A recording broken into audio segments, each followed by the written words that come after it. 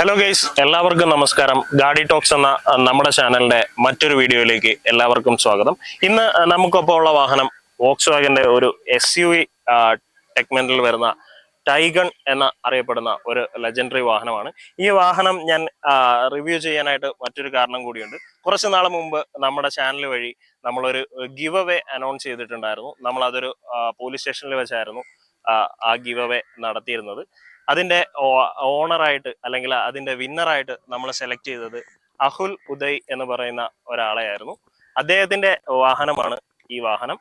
അപ്പോൾ ഈ വാഹനത്തിന്റെ വിശേഷങ്ങളാണ് നമ്മുടെ ഇന്നത്തെ വീഡിയോയിൽ ഉൾപ്പെടുത്തിയിരിക്കുന്നത്. അപ്പോൾ എല്ലാവർക്കും ഒരിക്കൽ കൂടി ഗാഡി ടോക്സിലേക്ക് സ്വാഗതം.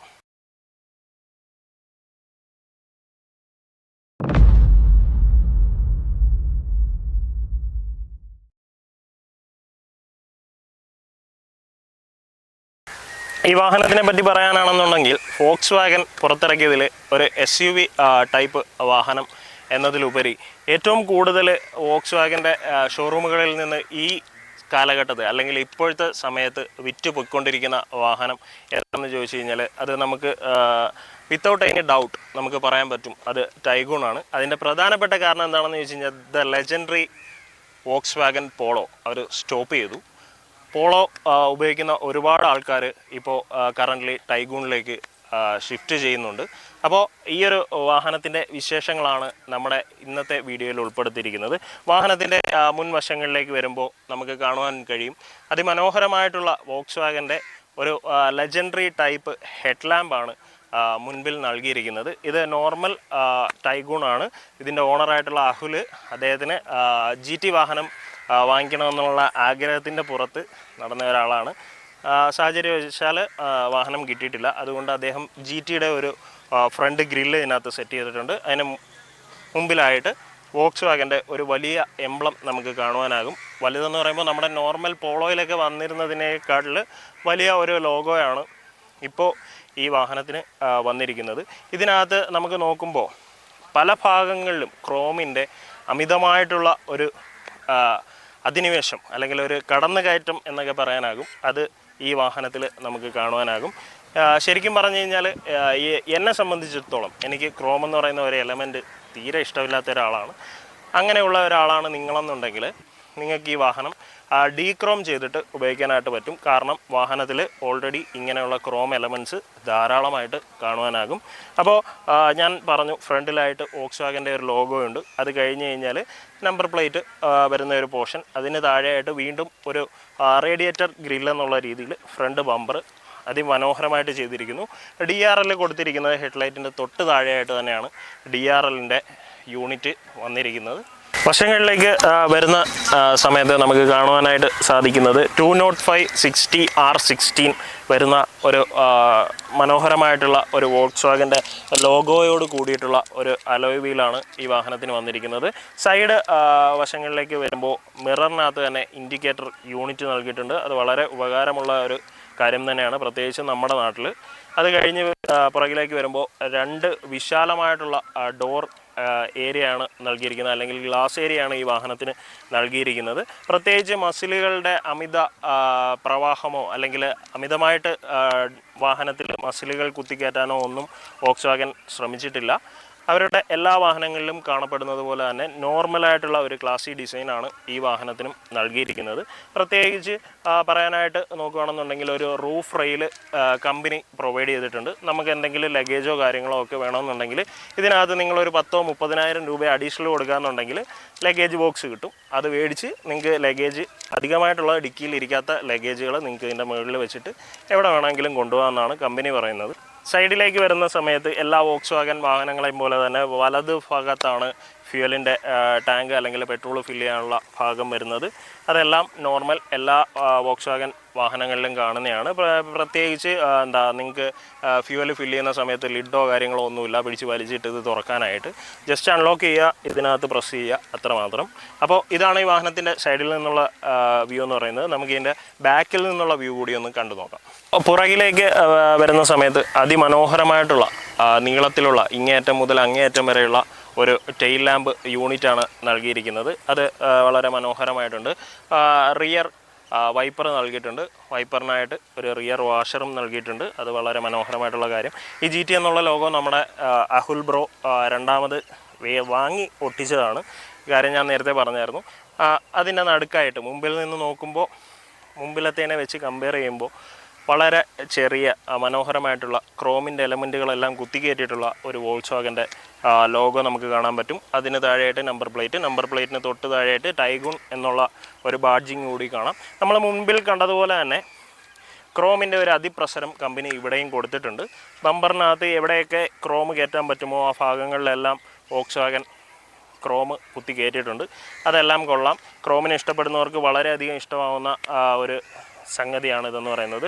അതുപോലെ തന്നെ റിയർ സെൻസറുകൾ നൽകിയിട്ടുണ്ട്. ഇതെല്ലാം കമ്പനിയായിട്ട് തന്നെ പ്രൊവൈഡ് ചെയ്തതാണ്. നമ്മുടെ അഹുൽ ബ്രോ പ്രത്യേകിച്ച് ഇതിനകത്ത് കാര്യങ്ങളൊന്നും ചെയ്തിട്ടില്ല എന്നാണ് പറഞ്ഞത്. എന്നെ സംബന്ധിച്ചിടത്തോളം എനിക്ക് വളരെ മനോഹരമായിട്ട് അല്ലെങ്കിൽ വളരെ ഇഷ്ടം തോന്നിയൊരു കാര്യം എന്താണെന്ന് ചോദിച്ചു കഴിഞ്ഞാൽ ഈ റിയർ ബ്രേക്ക് ലൈറ്റാണ്. അതിൻ്റെ കാരണം എന്താണെന്ന് ചോദിച്ചു കഴിഞ്ഞാൽ വളരെ നല്ലൊരു വിസിബിലിറ്റിയാണ് ഈ ഒരു ബ്രേക്ക് ലൈറ്റ് പ്രൊവൈഡ് ചെയ്യുന്നത്. എവിടെ നിന്ന് കഴിഞ്ഞാലും നമുക്ക് കാണുവാനാകുന്ന രീതിയിലാണ് ഈ ഒരു റിയർ ബ്രേക്ക് ലൈറ്റ് ഡിസൈൻ ചെയ്തിരിക്കുന്നത്. അപ്പോൾ ഈ വാഹനത്തിൻ്റെ മറ്റു വിശേഷങ്ങൾ എങ്ങനെയുണ്ട് വാഹനം ഉപയോഗിച്ചിട്ട്, അല്ലെങ്കിൽ വാഹനത്തിന് എന്തൊക്കെ പോരായ്മകളുണ്ട്, ഈ കാര്യങ്ങളെല്ലാം നമുക്ക് ഇതിൻ്റെ ഓണറായിട്ടുള്ള അഹുൽ ഇപ്പോൾ നമ്മുടെ കൂടെയുണ്ട്. അഹുലിനോട് തന്നെ നമുക്കൊന്ന് ചോദിച്ചു നോക്കാം. അപ്പോൾ ഇതാണ് നമ്മുടെ ആദ്യത്തെ ഗിവ് അവേ, നമ്മുടെ ചാനൽ വഴി നൽകിയ ആദ്യത്തെ ഗിവ് അവേയുടെ ലക്കി വിന്നർ എന്ന് പറയുന്നത് അഹുൽ കറൻ്റ്ലി എന്ത് ചെയ്യുന്നു? ഞാനിപ്പോൾ ഒരു സെയിൽസ് എക്സിക്യൂട്ടീവ് ആണ്. ഇവിടെ കൊല്ലം ആലപ്പുഴ ഏരിയ ആണ് നോക്കുന്നത്. MIKL ലാറ്റിക്കറർ എന്ന് പറയും കമ്പനി. ഓക്കെ, സുഖമായിട്ടിരിക്കുന്നു. വീട്ടിലാരൊക്കെ? വീട്ടിൽ അമ്മയുണ്ട്, അനിയനുണ്ട്, വൈഫുണ്ട്, മോളുണ്ട്, മോളുണ്ട്. ഒരു കുഞ്ഞിൻ്റെ അച്ഛനാണ് ചെറുപ്പക്കാരൻ.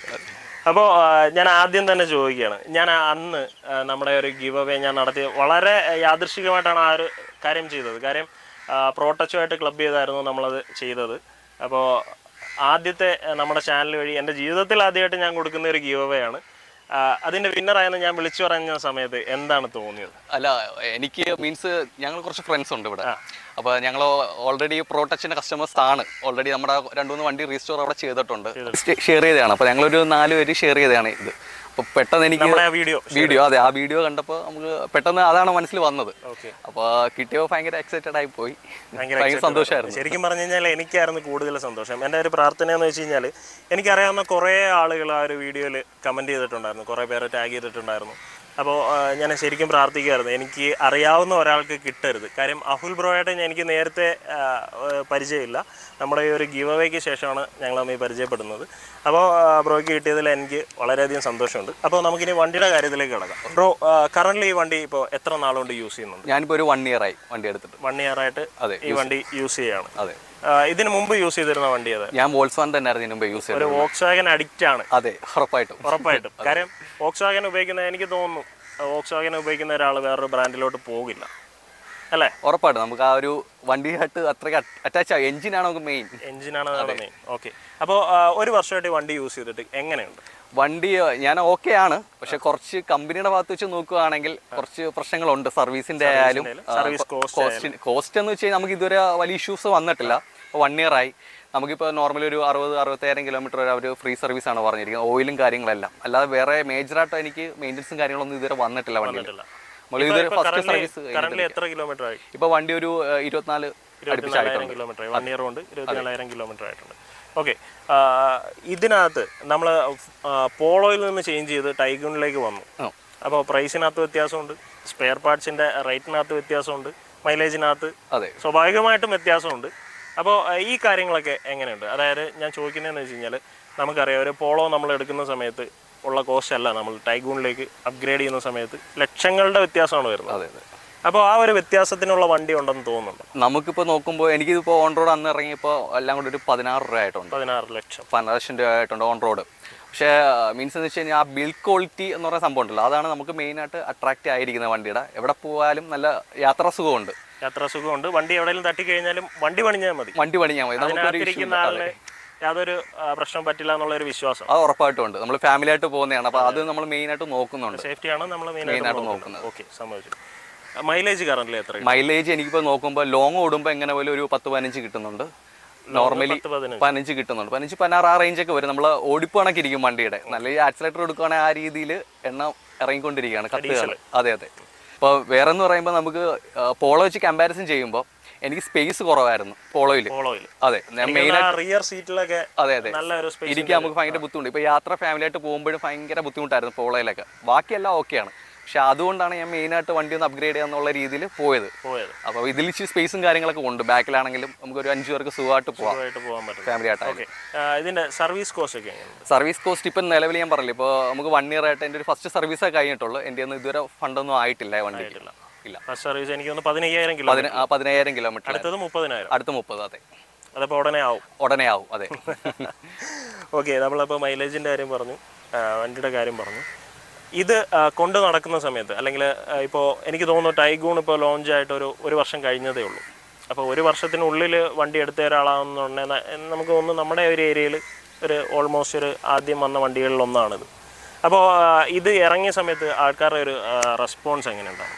വണ്ടി നോർമലി ഇപ്പം ഞാനായാൽ പോലും ഇതും ടൈഗോൺ ഇറങ്ങിയിട്ടുണ്ട്, പർച്ചേസ് ഇറങ്ങിയിട്ടുണ്ടായിരുന്നു. അപ്പോൾ മെയിനായിട്ട് നമുക്കിപ്പോൾ ഇപ്പോഴത്തെ കൺസെപ്റ്റ് എന്ന് പറഞ്ഞാൽ XUV എന്നുള്ളൊരു ആ ഒരു ട്രെൻഡാണ്. അപ്പോൾ നമ്മൾ മെയിനായിട്ട് ഞാനും നോക്കി അത് തന്നെയാണ്. ഇപ്പോൾ ഒരുവിധം സെഗ്മെന്റ് നോക്കാന്നുള്ള രീതിയിലാണ് നോക്കി. ഞാൻ ഇതും ക്രെറ്റയും ഇതും കിയയും ഞാൻ നോക്കിയിട്ടുണ്ടായിരുന്നു. പക്ഷേ നമുക്ക് ഡ്രൈവ് ചെയ്യുമ്പോൾ ഉള്ളൊരു സുഖമുണ്ടല്ലോ, ആ ഒരു ഡ്രൈവിംഗ് സുഖം ഇത് തന്നെയാണ് നമുക്ക് ബെറ്റർ ആയിട്ട് തോന്നിയിട്ടില്ല. ഞാൻ വണ്ടി ഓടിച്ച് നോക്കിയിട്ട് ഞാൻ ഡീസൽ ഓടിച്ച് നോക്കിയായിരുന്നു, ക്രെറ്റയുടെ ആയാലും കിയയുടെ ആയാലും. അപ്പോൾ അത് ബെറ്റർ ഇത് തന്നെയാണ് നമുക്ക് തോന്നിയിട്ടുള്ളത്. ഹാൻഡിലിംഗ് ആയാൽ പോലും വണ്ടിയുടെ ഹാൻഡ്ലിംഗ് ആയാലും നമുക്കറിയാം, വോക്സ്വാഗന്റെ ഹാൻഡ്ലിംഗ് പ്രത്യേകിച്ച് അത് പറയേണ്ട ഒരു കാര്യമില്ല. അപ്പോൾ ഓക്കെ, ഇതിനകത്ത് വണ്ടിയിൽ എന്തെങ്കിലും തരത്തിലുള്ള മാറ്റങ്ങൾ ഉണ്ടായിരുന്നെങ്കിൽ നന്നായിരുന്നു എന്ന് തോന്നിയിട്ടുള്ള കാര്യങ്ങൾ നമുക്ക് ഇതിനകത്ത് ഓൾറെഡി എന്ന് വെച്ച് കഴിഞ്ഞാൽ ഫീച്ചേഴ്സിൽ കുറച്ചുകൂടെ ആകാം എന്നുള്ള രീതി നമുക്ക് തോന്നിയിട്ടുണ്ടായിരുന്നു. ഈ വണ്ടിയിൽ മീൻസ് 16 ലക്ഷം രൂപ കൊടുത്ത് ഇറക്കുന്നൊരു വണ്ടിയാണ്. നമുക്കിപ്പോൾ നോർമലി തന്നെ പറയുകയാണെങ്കിൽ നമുക്ക് ഇതിന് ടച്ച് സ്ക്രീൻ വരുന്നുണ്ട്. ടച്ച് സ്ക്രീനിലെന്ന് വെച്ച് കഴിഞ്ഞാൽ നമുക്ക് നോർമലി കോൾ ബട്ടൺസും കാര്യങ്ങളും വന്നു കഴിഞ്ഞാൽ നമുക്ക് സ്റ്റിയറിംഗിൽ എടുക്കാൻ പറ്റില്ല. ഓൾറെഡി ടച്ചിൽ പോയിട്ട് നമുക്ക് എടുക്കാൻ പറ്റത്തുള്ളൂ. അതൊരു പോരായ്മയാണ് ഈ വണ്ടിയുടെ. നമുക്ക് അത് നല്ല സ്റ്റിയറിംഗ് കൺട്രോൾ വരുന്നില്ല. സ്റ്റിയറിംഗ് കൺട്രോൾ ഉണ്ട്, അതിനകത്ത് നമുക്ക് ബട്ടൺസും കാര്യങ്ങളും വരുന്നില്ല, കോൾ എടുക്കാനും കോൾ കട്ട് ചെയ്യാനും ഉള്ള. അപ്പോൾ അത് നമുക്കൊരു ഭയങ്കര ബുദ്ധിമുട്ടായിട്ട് തോന്നിയിട്ടുണ്ട്. പിന്നെന്ന് വെച്ച് കഴിഞ്ഞാൽ നമുക്ക് ഇതിൻ്റെ അകത്ത് വരുന്ന പ്ലാസ്റ്റിക്കും കാര്യങ്ങളല്ല വണ്ടിയുടെ, അത് നല്ല രീതിയിൽ മറ്റേ നമ്മുടെ പോളോ വെൻഡോ ആ ഒരു സെഗ്മെന്റിൽ ആ ഒരു എന്തുവാ പറയുന്ന ആ ബോഡിയല്ല അകത്തുള്ള ഫീച്ചറിൻ്റെ ആ ഒരു ഫിനിഷിങ്ങിൻ്റെ ബുദ്ധിമുട്ടുണ്ട്. അത് കൂടാതെ എന്ന് വെച്ച് കഴിഞ്ഞാൽ നമുക്ക് മെയിനായിട്ട് ക്വാളിറ്റി കുറവാണ് ചെയ്തിരിക്കുന്നത്. പ്ലാസ്റ്റിക്കിന്റെ സൗണ്ടുകളും കാര്യങ്ങളൊക്കെ നമുക്ക് ഫീൽ ചെയ്യുന്നുണ്ട് ചെറിയ രീതിയിൽ. അതെ അതെ അതെ, ചെറുതായിട്ടുള്ള രീതിയിലുണ്ടല്ലോ നമുക്കുണ്ട്. ഓക്കെ, അത് ഭയങ്കര ബുദ്ധിമുട്ടാണ്. ഓക്കെ, അപ്പോൾ ഇനി ഒരാൾ ഈ ഒരു വണ്ടി എടുക്കുകയാണെന്നുണ്ടെങ്കിൽ ഒരു ക്ലിയർ ആയിട്ടുള്ള ഒപ്പീനിയൻ ആണ് ഞാൻ. വണ്ടി എടുക്കുന്നതിന് കുഴപ്പമൊന്നുമില്ല, ഓടിച്ചു നോക്കിയിട്ട് തന്നെ എടുക്കുക. ഞാൻ അതേ പറയുന്നുള്ളൂ. വണ്ടി ഓടിച്ചു നോക്കുക, ടെസ്റ്റ് ഡ്രൈവ് ചെയ്യുക, കുറച്ച് റിവ്യൂ കൂടെ കുറച്ചെടുത്തും കൂടെ ചോദിച്ചിട്ട് എടുക്കുക. എൻ്റെ ഒപ്പീനിയൻ അതാണ്. ഞാൻ ഇതുവരെ എടുത്തല്ലേ എനിക്ക് കുഴപ്പമില്ല വണ്ടി. യാത്ര സുഖമായാലും ഞാൻ പറഞ്ഞില്ല, യാത്ര സുഖമായാലും ബാക്കിയെല്ലാം ഞാൻ ഓക്കെയാണ്. വണ്ടി ലോങ് എവിടെ വരെയൊക്കെ പോയിട്ടുണ്ട്? ലോങ് ഞാൻ ഇതിപ്പോൾ നോർമലി വണ്ടി എടുത്ത് നമുക്കൊരു 1 വീക്കിനകത്ത് ഞാൻ മുരുടേശ്വരം, മൂകാംബിക ആ റൂട്ട് ഞാൻ പോയിട്ടുണ്ട്. ഒരു 3-4 ഡേയ്സ് യാത്ര ഉണ്ടായിരുന്നു. അപ്പോൾ ശരിക്കും പറഞ്ഞു കഴിഞ്ഞാൽ നമ്മുടെ കേരളം കഴിയുന്നതോടുകൂടി വണ്ടിയുടെ കറക്റ്റായിട്ടുള്ള ഒരു കംഫർട്ട് ഫീല് നമുക്ക് കിട്ടും. ഉറപ്പായിട്ടും കിട്ടുന്നുണ്ട്. അതായത് ആ ഒരു കേരളത്തിന്റെ ബോർഡർ അങ്ങോട്ട് കടക്കുമ്പോൾ തന്നെ നമുക്ക് വണ്ടിയുടെ ഒരു പെർഫോമൻസും കിട്ടും. അതുപോലെ തന്നെ വണ്ടിയുടെ ഒരു കംഫർട്ട് ഫീലും നമുക്ക് ഉറപ്പായിട്ടും. അത് കഴിഞ്ഞ് നമ്മൾ തിരിച്ച് ഇങ്ങോട്ട് വന്ന് കേരളം കയറുമ്പോഴത്തേക്ക് നമുക്ക് എന്താണെന്ന് അറിയാൻ പറ്റും. കേരളത്തിലോട്ട് കയറുമ്പോൾ എന്താ നമുക്ക് അറിയാൻ പറ്റും ഓൾറെഡി. അത് ഇപ്പോൾ ടൈഗോൺ എന്നാകണ്ട, ബെൻസ് ആകണ്ട, നമുക്ക് ഓൾറെഡി കേരള റോഡുകളെല്ലാം അറിയാം. എനിക്ക് തോന്നുന്നു ശരിക്കും പറഞ്ഞു കഴിഞ്ഞാൽ ഒരു വണ്ടിയുടെ കറക്റ്റായിട്ടുള്ള എഫിഷ്യൻസിയും കാര്യങ്ങളും അറിയണമെന്നുണ്ടെങ്കിൽ കേരളത്തിന് പുറത്തെങ്ങാനും പോകണം. ഉറപ്പായിട്ടും. പുറത്ത് എവിടെയെങ്കിലും പോയിട്ട് ചെയ്തു നോക്കാന്നുണ്ടെങ്കിൽ നമുക്ക് കറക്റ്റായിട്ട് ഞാനിപ്പോൾ ഓൾറെഡി നമ്മുടെ ഹൈവേയിലോട്ട് ഇറങ്ങുവാണ്. ഇതിനിപ്പോൾ ഓൾറെഡി 6 ഗിയർ ഉണ്ട്. നമുക്ക് 6 ഗിയർ തികച്ചിടാൻ പറ്റില്ല. 4ാമത്തെ ഗിയർ 5ാമത്തെ ഗിയർ ആ റേഞ്ചിലാണ് ഓടിക്കുന്നത് തന്നെ. അപ്പൊ നമ്മൾ ഓടിക്കുന്ന വ്യക്തിയുടെ ഇതും കണക്കിരിക്കും. എനിക്ക് തോന്നുന്നു ചിലപ്പോൾ മുരുടേശ്വരം പോയപ്പോഴായിരിക്കും അവസാനം 6ാമത്തെ ഗിയർ. പിന്നെ ഉറപ്പായിട്ടും. ഓക്കെ, അപ്പോൾ ഒരു ടൈഗൂൺ എടുക്കാൻ നിൽക്കുന്ന ഒരാളിന് എന്തായാലും ഇത് സജസ്റ്റ് ചെയ്യുന്നതിന് കുഴപ്പമൊന്നുമില്ല. ഞാൻ പറഞ്ഞില്ലേ, അവർ ഓടിച്ച് നോക്കിയിട്ട് തന്നെ എടുക്കുക. അവരുടെ കംഫോർട്ട് എന്താണെന്ന് വെച്ചാൽ നോക്കിയിട്ട് തന്നെ എടുക്കുക. ഓക്കെ, വണ്ടിക്ക് എന്തെങ്കിലും പ്രശ്നങ്ങൾ, അതിപ്പോൾ നേരത്തെ പറഞ്ഞു നമ്മുടെ ഡാഷ്ബോർഡിന്റെ സൗണ്ട് അങ്ങനെയുള്ള കാര്യങ്ങൾ പറഞ്ഞു. ഞാൻ ചോദിച്ചത് എഞ്ചിൻ പരമായിട്ട്, അല്ലെങ്കിൽ എഞ്ചിന് കുറച്ചുകൂടെ പവർ. ഇപ്പോൾ 1 ലിറ്റർ ഇതിപ്പോൾ നോർമലി എന്ന് വെച്ച് കഴിഞ്ഞാൽ 1 ലിറ്റർ എഞ്ചിനാണ് വരുന്നത്. നമുക്കെന്ന് വെച്ച് കഴിഞ്ഞാൽ നോർമലി ടർബോ എഞ്ചിനാണ് ഇത് വരുന്നത്. അപ്പോൾ ഇതെന്ന് വെച്ച് കഴിഞ്ഞാൽ നമുക്ക് ഒരു 3rd ഗിയർ 4th ഗിയറിലൊക്കെ ഇട്ട് ഓടിക്കുമ്പോൾ വണ്ടി സ്ലോ ചെയ്യുമ്പോൾ നമ്മൾ ഉടൻ തന്നെ സെക്കൻഡ് ആ റൂട്ടിലോട്ട് ഷിഫ്റ്റ് ചെയ്യേണ്ടി വരും. അല്ലെങ്കിൽ പിന്നെ അങ്ങനെ തന്നെ ഓടിക്കുകയാണെങ്കിൽ ടർബോ എടുക്കണം. ടർബോ എടുക്കുമ്പോൾ വണ്ടിക്ക് പവർ കയറി വരുന്നുണ്ട്. അതിൻ്റെ ഒരു ചെറിയൊരു ലാഗുണ്ട്. ലാഗുണ്ട്. പിന്നെ നമുക്ക് ഇതിനകത്ത് ഒരു 100 മേളിൽ ഓടിയാലും നമുക്ക് ഒരു ഫീൽ കിട്ടുന്നില്ല. വണ്ടി നമ്മൾ 100-ലാണ് പോകുന്നത്, അല്ലെങ്കിൽ 100-ന് മേളിലോട്ടാണ് വണ്ടി ഓടുന്നത് എന്നുള്ളൊരു അകത്തിരിക്കുന്നവർക്കായാലും ഡ്രൈവ് ചെയ്യുന്ന നമുക്കായാലും ആ ഒരു ഫീല് വരുന്നില്ല. സ്പീഡിൽ പോകുന്നുള്ളൊരു തോന്നലുണ്ടാവില്ല. അപ്പോൾ അതൊരു പ്ലസ് പോയിന്റ് ആണ് നമുക്കിത് തോന്നുന്നുണ്ട്. അതെ, ഓക്കെ. ഇപ്പോൾ ഞാൻ നേരത്തെ നമ്മുടെ വീഡിയോയിൽ പറഞ്ഞു ഒരു റൂഫ് റെയിൽ തന്നിട്ടുണ്ട്, ഇതിനകത്ത് വെക്കാൻ വേണ്ടിയിട്ട് ഒരു ലഗേജ് ബോക്സ് നൽകിയിട്ടില്ല എന്ന് ഞാൻ പറഞ്ഞു.